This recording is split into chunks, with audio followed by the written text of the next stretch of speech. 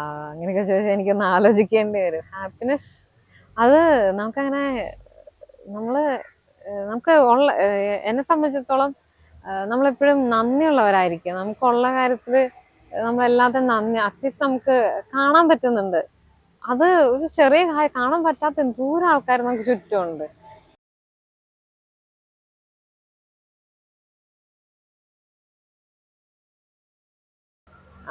ഞാൻ ജനിച്ചു വളർന്നത് മൊത്തം ഇടുക്കി കഞ്ഞിക്കുഴി എന്ന് പറഞ്ഞ ചെറിയൊരു ഗ്രാമത്തിലാണ്. എന്നെ ഒരു +2 കാലഘട്ടം വരെ ഞാൻ ഇടുക്കിയിലായിരുന്നു. അതിന് ശേഷമാണ് ഞാൻ പിന്നെ പുറത്തേക്ക് പഠിക്കാൻ വേണ്ടി പുറത്തേക്ക് പോന്നു. പുറത്തേക്ക് വെച്ചാൽ ഹൈ റേഞ്ചിൽ നിന്ന് പുറത്തേക്ക് ഇറങ്ങി. അപ്പോ എന്റെ ചെറുപ്പ കാലഘട്ടം പറയുവാണെങ്കിൽ നല്ല ഗ്രാമം എന്ന് പറയുമ്പോൾ തന്നെ അറിയാലോ, എല്ലാവർക്കും എല്ലാരും പരിചയമൊക്കെ ഉള്ളൊരു കാലമാണ്. അതായത് ഒരു 10 കിലോമീറ്ററിനുള്ളിലുള്ളവരെ തന്നെ എല്ലാവർക്കും അങ്ങോട്ടും ഇങ്ങോട്ടൊക്കെ പരിചയമുള്ളവരാണ്. അപ്പോ ചെറുപ്പത്തിൽ എനിക്ക് ഞാനങ്ങനെ ഒരു പ്രത്യേകത ഉള്ള ഒരാളായിട്ട് എനിക്ക് തോന്നിയിട്ടില്ല. എല്ലാവരുടെയും കൂടെ എല്ലാ കാര്യങ്ങളും ഓടി നടന്ന് നമുക്ക് ഉത്തരവാദിത്വം ഇല്ലാത്തൊരു പ്രായമാണല്ലോ. അപ്പൊ പ്രത്യേകിച്ച് എനിക്ക് അങ്ങനെ തോന്നിയിട്ടില്ല. പിന്നെ അങ്ങനെ ആരുടെയും തുറിച്ചു നോട്ടങ്ങളോ അല്ല അങ്ങനത്തെ ഇപ്പൊ കൗതുകത്തോടെയുള്ള ചോദ്യങ്ങളോ അങ്ങനത്തെ കാര്യങ്ങളൊന്നും ഞാൻ നേരിട്ടിട്ടില്ല. അതുകൊണ്ട് ആ സമയത്തൊന്നും എനിക്ക് അങ്ങനെ ഞാൻ ഇങ്ങനെ ഒരു കൈയില്ലാത്ത ഒരാളാണെന്നുള്ളൊരു തോന്നൽ എനിക്ക് വന്നിട്ടില്ല. അപ്പോ ഒരു 4ാം ക്ലാസ് വരെയൊക്കെ ഞാൻ ഭയങ്കര ആക്റ്റീവ് ആയിരുന്നു. ഞങ്ങളുടെ വീടിന്റെ തൊട്ടടുത്തുള്ള സ്കൂളാണ്. അപ്പൊ നടന്നൊക്കെ പോയിക്കൊണ്ടിരുന്നത്. ആ സമയത്ത് ഒപ്പിക്കുന്ന പരിപാടികളൊക്കെ ഒപ്പിക്കും. അപ്പോ അവിടെ എന്ന് പറയുമ്പോ എല്ലാ പരിപാടികളും സ്പോർട്സ് ഒഴിച്ച് ബാക്കി എല്ലാത്തിലും ഞാൻ അറ്റൻഡ് ചെയ്യും. എന്തെങ്കിലുമൊക്കെ പ്രൈസ് മേടിക്കും. അങ്ങനെ പ്രത്യേകിച്ച് എല്ലാവരും പരിചയമുള്ളവരാണ്. അതായത് ഇപ്പൊ ഞാൻ സ്റ്റേജിൽ നിന്നാലും സ്റ്റേജിന് പുറത്തിരിക്കുന്നവര് ടീച്ചേഴ്സും കുട്ടികളുടെ പേരൻസും ഉൾപ്പെടെ എല്ലാരെയും ഈച്ച് ആൻഡ് എവരി വൺ എല്ലാരും അറിയാവുന്നവരാണ്. അപ്പൊ ഞാനൊരു സ്റ്റേജിലാണ് നിൽക്കുന്ന ഒരു ഫീൽ ആ സമയത്ത് എനിക്ക് തോന്നിയിട്ടില്ല. അങ്ങനെ ഒരു 4ാം ക്ലാസ് വരെ ഭയങ്കര ആക്റ്റീവ് ആയിരുന്നു. ഒരു സ്കൂളിലെ ചെറിയൊരു കലാതിലകം പോലെ ആ ഒരു ലെവലിലായിരുന്നു ഒരു 4ാം ക്ലാസ് വരെ പോയിക്കൊണ്ടിരുന്നത്. അത് കഴിഞ്ഞിട്ട് പിന്നെ 5ാം ക്ലാസ്സിലേക്ക് കയറിയപ്പോഴത്തേക്കും കുറച്ചും കൂടെ, അതായത് ഞാൻ 4 വരെ പഠിച്ച ഒരു ഗവൺമെന്റ് സ്കൂളായിരുന്നു വീടിന്റെ തൊട്ടടുത്തുള്ള. അന്ന് ആ സ്കൂള് ഏകദേശം ഒന്ന് പൂട്ടിപ്പോകാറായി നിൽക്കുന്ന ഒരു അവസ്ഥയായിരുന്നു. കാര്യം എല്ലാ സൗകര്യങ്ങളും ഉണ്ട്, നല്ല സ്കൂളാണ്. പക്ഷെ അധികം കുട്ടികൾ ആ സ്കൂളിലേക്ക് വരുന്നില്ലായിരുന്നു. അപ്പൊ പൂട്ടിപ്പോകാറായ ഒരു അവസ്ഥയായിരുന്നു. അപ്പോൾ മൊത്തത്തിൽ ഒരു 50 കുട്ടികളെ അന്ന് ഉണ്ടായിരുന്നുള്ളൂ. എന്റെ ക്ലാസ്സിലൊക്കെ ഞങ്ങൾ 3 പെൺകുട്ടികളെ ഉണ്ടായിരുന്നുള്ളൂ. പക്ഷെ ബട്ട് സ്റ്റിൽ എല്ലാ സൗകര്യങ്ങളും ഉണ്ടായിരുന്നു.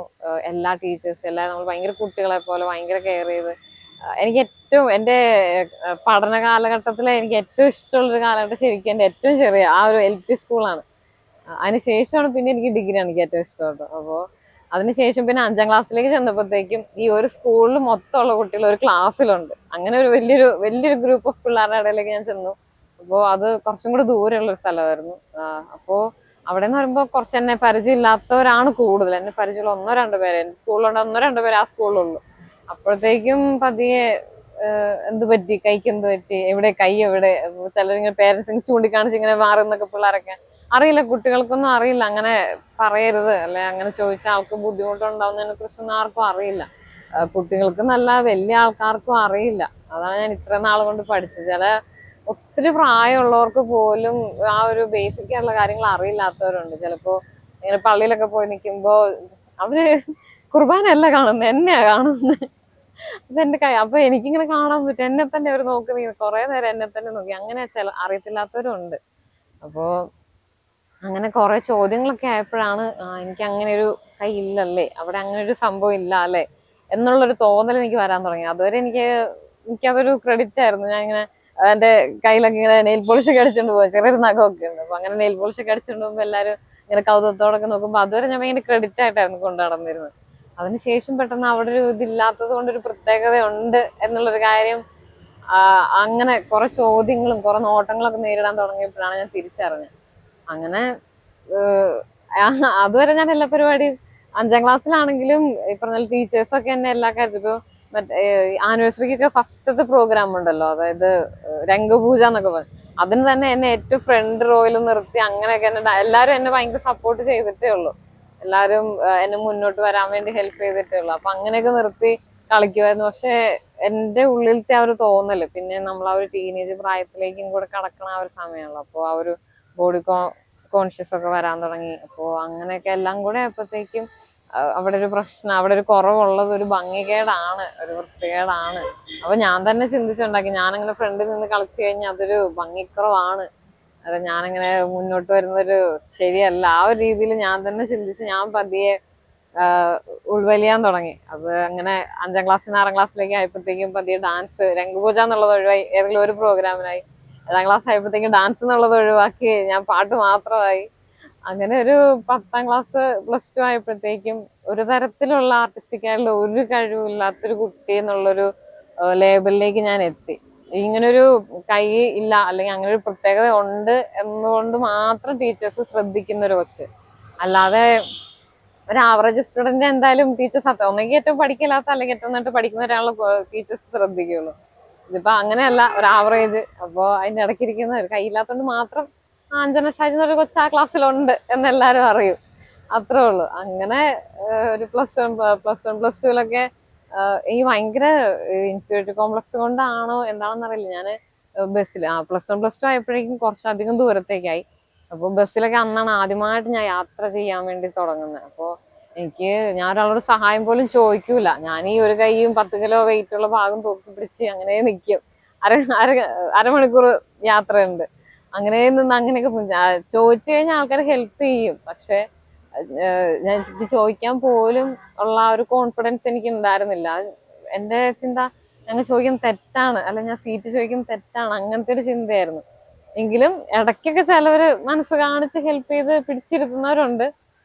ഇല്ലെന്നല്ല, സ്റ്റിൽ അങ്ങനത്തെ ഞാൻ തന്നെ ഉണ്ടാക്കിയ കുറച്ച് പ്രശ്നങ്ങളെ സത്യം പറഞ്ഞാൽ ചൈൽഡ്ഹുഡിൽ എനിക്കുള്ളൂ.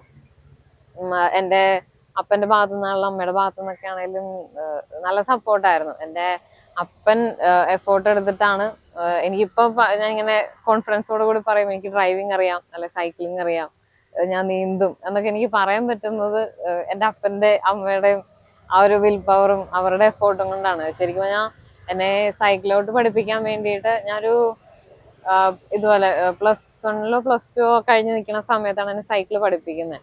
അപ്പോൾ എൻ്റെ ചേട്ടന്റെ സൈക്കിളാണ്. സൈക്കിള് കൊല്ലന്റെ അടുത്ത് കൊണ്ടുപോയിട്ട് അറിയാലോ, ആണുങ്ങളുടെ സൈക്കിൾ എന്ന് പറയുമ്പോൾ ഒരു കമ്പി ഉണ്ടാവുമല്ലോ, അത് കൊല്ലന്റെ അടുത്ത് കൊണ്ടുപോയിട്ട് മുറിച്ച് ഇങ്ങനെ ലേഡീസിന്റെ സൈക്കിൾ പോലെയൊക്കെ ആക്കി, പിന്നെ പിടിക്കുന്ന പെഡലിന്റെ ആ ഭാഗത്ത് അത്ര ഒരു ഗ്യാപ്പ് ഫില്ല് ചെയ്യണമല്ലോ. അപ്പൊ പുള്ളി കൊല്ലന്റെ അടുത്ത് പോയി എൻ്റെ അപ്പൻ്റെ തന്നെ ആ ഒരു ഐഡിയയില് ഒരു കമ്പിയൊക്കെ പണിയിപ്പിച്ചെടുത്ത്, അപ്പോൾ എനിക്ക് ഉപയോഗിക്കേണ്ട സമയത്ത് എനിക്ക് ഉപയോഗിക്കാൻ പറ്റുന്ന രീതിയിലും അല്ലാത്തപ്പോ സാധാരണ കുട്ടികൾക്ക് ഉപയോഗിക്കാൻ പറ്റുന്ന രീതിയിലും ആ ഒരു സൈക്കിളിനെ ആക്കിയെടുത്ത് എന്നെ പിന്നെ ഇങ്ങനെ എല്ലാരും ഭയങ്കര ഹെൽപ്പ് ചെയ്യുന്ന ആളാണ്. അപ്പോൾ ഒരുപാട് പിള്ളേർ ആ സൈക്കിളോട്ട് പഠിച്ചിട്ടുണ്ട്. അതുകൊണ്ടാണ് ഞാൻ അങ്ങനെ പറഞ്ഞത്. അപ്പോൾ അങ്ങനെ കമ്പിയൊക്കെ എക്സ്ട്രാ പണിയിപ്പിച്ചെടുത്ത് എനിക്കൊന്ന് സാധാരണ കുട്ടികളെക്കാളും ഒരുപാട് എൻ്റെ കൂടെ പുറകെ നടന്നിട്ടാണ് ഞാനൊന്ന് പഠിച്ചെടുത്തത്. അതുപോലെ തന്നെ ഞാനൊരു 10ാം ക്ലാസ്സിൽ പഠിക്കുന്ന സമയത്ത് തന്നെ എന്നെ ഡ്രൈവിംഗ് സ്കൂളിൽ കൊണ്ടുവിട്ടു. ശരിക്കും 18 വയസ്സ് വേണം ലൈസൻസ് എടുക്കണമെങ്കിൽ. സ്റ്റിൽ എൻ്റെ അപ്പൻ എന്നെ 10ാം ക്ലാസ് കഴിഞ്ഞപ്പോൾ തന്നെ എന്നെ ഡ്രൈവിംഗ് സ്കൂളിൽ കൊണ്ടുവിട്ടു. അപ്പോഴേ എനിക്കും പ്രശ്നമൊന്നുമില്ല, ഇൻട്രോവേർട്ട് ആണെന്നേ ഉള്ളൂ. എനിക്കിങ്ങനെ പറ്റില്ല എന്നുള്ളൊരു തോന്നലൊന്നും എനിക്കില്ല. കാരണം ലെഫ്റ്റ് സൈഡിലാണ് ഓൾറെഡി ഗിയറൊക്കെ വരുന്നത്. അപ്പോൾ ഞാനങ്ങനെ വണ്ടിയൊക്കെ പഠിച്ചു. ഞാൻ പള്ളിയിലൊക്കെ വണ്ടി കൊണ്ടുപോകുമായിരുന്നു. ആകെ പോലീസ് പിടിക്കുന്നുള്ള ഒറ്റ പേടി കൊണ്ട് മാത്രം എൻ്റെ അമ്മച്ചി വണ്ടി എടുക്കാൻ ഇച്ചിരി ഒരു പേടിയുണ്ട്. എടുക്കാൻ സമ്മതിക്കാതെ ഇല്ല, എന്നാലും ഞാൻ വണ്ടി എടുക്കും. ഒത്തിരി ദൂരത്തേക്കൊന്നും കൊണ്ടുപോയിട്ടില്ല, കാരണം ലൈസൻസ് ഇല്ല എന്നുള്ള ഒറ്റൊരു കാരണം കൊണ്ട്. അല്ലാതെ എൻ്റെ വീട്ടിൽ നിന്ന് വേറെ തടസ്സങ്ങളൊന്നുമില്ല. അപ്പൊ ഞാൻ വണ്ടി സ്മൂത്തായിട്ടൊക്കെ ഓടിക്കുമായിരുന്നു. അതിനുശേഷം 18 വയസ്സ് തികഞ്ഞപ്പോൾ ഇതുപോലെ ലൈസൻസിന് വേണ്ടി അപ്ലൈ ചെയ്യാൻ പോയപ്പോൾ അവർ പറഞ്ഞു എൻ്റെ സ്വന്തം പേരില് സ്വന്തമായിട്ട് ഗിയർ ഇല്ലാത്ത വണ്ടി വേണം, എങ്കിലേ അത് ഓടിച്ച് കാണിച്ചാൽ അത് മാത്രം ഓടിക്കാനുള്ള ലൈസൻസ് തരാം എന്ന് പറഞ്ഞു. അപ്പൊ നമുക്ക് അതിന് പറ്റിയൊരു ഫിനാൻഷ്യൽ ബാക്ക്ഗ്രൗണ്ട് അല്ല. അതുകൊണ്ട് പിന്നെ ഞാൻ ആ പ്ലാൻ അവിടെ നിന്ന് ഉപേക്ഷിച്ചു. അങ്ങനെയാണ് ഡ്രൈവിങ്ങും ഇപ്പൊ പറയുമ്പോൾ ഇങ്ങനെ പറയും എനിക്ക് ഡ്രൈവിംഗ് അറിയാം, എനിക്ക് സൈക്ലിംഗ് അറിയാം, അതുപോലെ നീന്തൽ. അതുപോലെ തന്നെ എൻ്റെ വീട്ടിൽ കുളമുണ്ട്, വലിയൊരു പാറമട ഉണ്ട്. അത് ഇപ്പൊ ഒരു വലിയ കുളമായിട്ടിരിക്കണേ. അപ്പോൾ അവിടെ ഇതുപോലെ സാധാരണ കുട്ടികളൊക്കെ എനിക്ക് തോന്നുന്നു വളരെ ചുരുക്ക സമയം കൊണ്ട് നീന്തൽ പഠിക്കും. ഞാൻ ഏകദേശം ഒരു കൊല്ലത്തോളം എടുത്തു. അത് ആക്ച്വലി കൈ ഉണ്ടെങ്കിലും ഇല്ലെങ്കിലും പഠിക്കാനൊക്കെ പറ്റും കേട്ടോ, അതിൽ വലിയ കാര്യമില്ല. പക്ഷെ അവിടെ എൻ്റെ അപ്പൻ എപ്പോഴും പറയും ഒരു വ്യക്തി എന്ന് പറയുമ്പോൾ ബേസിക് ആയിട്ട് ലൈഫിൽ അറിഞ്ഞിരിക്കേണ്ട 3 കാര്യമാണ് ഡ്രൈവിങ്, സൈക്ലിങ്, നീന്തൽ. ഒരു മനുഷ്യൻ എന്ന നിലയിൽ 3 ബേസിക് കാര്യങ്ങൾ ലൈഫിൽ അറിഞ്ഞിരിക്കണം. അത് എൻ്റെ അപ്പന്റെ നിർബന്ധവും വാശിയും കൊണ്ട് മാത്രം ആ ഒരു 3 കാര്യം എനിക്കിപ്പോ അഭിമാനത്തോടെ പറയാൻ പറ്റും. പക്ഷെ ആ സമയത്തും എനിക്കങ്ങനെ ഒരു കുറവുണ്ട്, അതുകൊണ്ട് ഞാനത് പഠിച്ചെടുത്തു, അങ്ങനത്തെ ഒരു ചിന്തയൊന്നും എനിക്കില്ല. പക്ഷെ ഇപ്പോഴാണ് ഞാൻ അതിന്റെ ആ ഒരു ക്വാളിറ്റി മനസ്സിലാക്കുന്നത്. അപ്പോ ചൈൽഡ്ഹുഡ് എന്ന് പറയുന്നത് സത്യം പറഞ്ഞാൽ എനിക്ക് നല്ലതായിരുന്നു. എനിക്ക് ഇങ്ങനെ മോശമായിട്ട് ഒന്നും പറയാനില്ല. നല്ല എക്സ്പീരിയൻസ് ആയിരുന്നു. എൻ്റെ ഫാമിലിയിൽ നിന്നും ഫ്രണ്ട്സിൽ നിന്നും ഒക്കെ എനിക്ക് നല്ല സപ്പോർട്ടേ കിട്ടിയിട്ടുള്ളൂ. ആഹ് ഒരുപാട് ഹാപ്പി ഒന്നല്ല, എങ്കിലും ഞാൻ ഉള്ള ഒരു സാഹചര്യം ഞാൻ ഭയങ്കര ഹാപ്പി ആയിരുന്നു.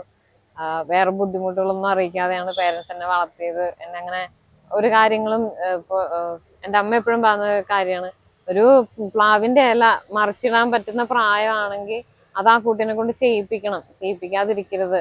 അപ്പോ അങ്ങനെയാണ് ഞാൻ കേട്ട് വളർന്നേക്കുന്നത്. അതിങ്ങനെ എന്നെ കൊണ്ടും ആ ഒരു പ്രായത്തിൽ എന്നെ കൊണ്ട് ഓരോ പ്രായത്തിലും ചെയ്യിക്കാൻ പറ്റുന്ന എല്ലാ കാര്യങ്ങളും എന്നെ കൊണ്ട് ചെയ്യിക്കുമായിരുന്നു. ഞാൻ ഒരു കാര്യത്തിൽ അങ്ങനെ പ്രത്യേകത ഉള്ള ഒരാളാണല്ലോ, അപ്പൊ നീ ചെയ്യണ്ടെന്ന് എന്നോട് ഇതുവരെ അവർ പറഞ്ഞിട്ടേ ഇല്ല. എന്തെങ്കിലും ഒരു പണി എന്നോട് ചെയ്യണ്ടെന്ന് പറഞ്ഞിട്ടേ ഇല്ല. അതുകൊണ്ട് എനിക്കും ആ ഒരു കാര്യത്തിൽ എനിക്ക് അവരോട് ഭയങ്കര അഭിമാനമുണ്ട്. എന്നെ ആ ഒരു രീതിയിൽ വളർത്തിയെടുത്തല്ല. ഞാനൊരു സ്പെഷ്യലാണ് അല്ലെങ്കിൽ ഇങ്ങനെ സ്പെഷ്യൽ സ്കൂളിലൊന്നും കൊണ്ടുപോയി വിട്ടില്ല. അതില് എനിക്ക് അവരോട് ഭയങ്കര റെസ്പെക്ട് ഉണ്ട്.